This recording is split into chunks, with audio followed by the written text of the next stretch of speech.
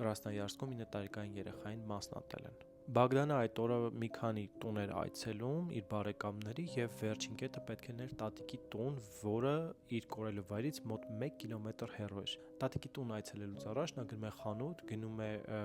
փոշիով կոֆեներից, երեքը մեկում կոֆեներից ու գնում, քանի որ նրա հեռախոսը չէր աշխատում նորմալ, նրան չեն կարողանում զանգել եւ մի քանի ժամ անց մայրը հասկանում է, որ տղան կորել է։ Կորելուց հետո նրանք դիմում են ոստիկանություն, ոստիկանները ԱԹՍ-ների միջոցով, շների միջոցով, տարբեր փրկարարների, կամավորների միջոցով փորձում են ամբողջ տարածքը մաքրել, բայց մեկ է տղային չեն կարողանում գտնել։ Տարիներ անց գյուղի բնակիչները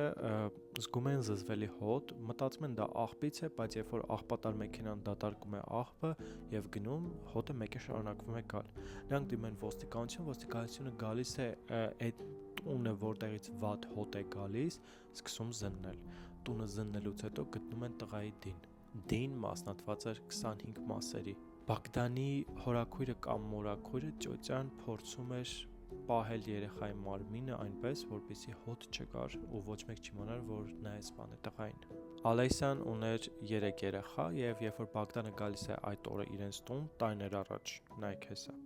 Երբ որ Բագդանը գալիս է իրենց տուն, նա սկսում է կալոնգայով բարձր երաժշտություն միացնել ու քանի որ երեխաները քնած էին, Ալեսյան նրան խնդրում է, որպեսզի անջատի։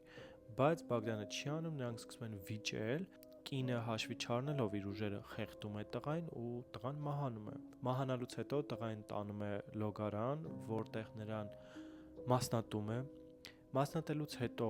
վառում է մարմնի մասերը, այն մասերը, որը չի ստացվում վառել,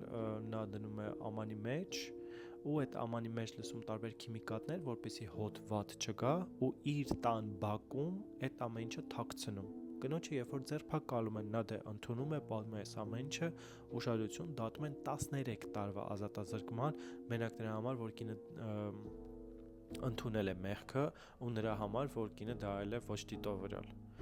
Բայց եթե ոչ դիտավորյալը այդ դեպքում ինչի է անընդհատ պահել, այդ դեպքում ինչի է կտրատել, վառել, այդ դեպքում ինչի է ինքը ձևականորեն օգնել քննիչներին, որ գտնեն երեխային, երբ որ այդ ամբողջ ընթացքում իր տան բակում է եղել այդ երեխան։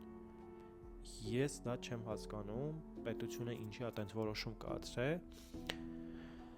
բայց ինչ արած, մեկնաբանությունում կարող եք գրել ձեր կարծիքը, արդյոք